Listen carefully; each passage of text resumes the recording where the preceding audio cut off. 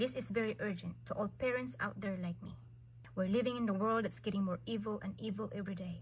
And the devil is after to our young generations. I encourage each one of you to train your children to draw closer to God and be a good role model to them while they're still young. As the Bible says in Proverbs 22:6, train up a child as the way he should go, so that when he gets old, he will not depart from it.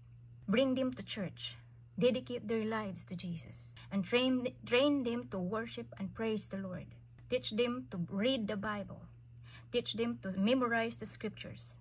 Because the word of God is their shield and defense against all kinds of harmful plans of the enemy into their lives. Teach them to pray daily, to communicate Jesus. Teach them to obey the word of God, because the security of their future is in the hands of Jesus Christ. Let us be sincere to train our children while they're still young, so that when they get old, they will not depart from it, because the devil is after them.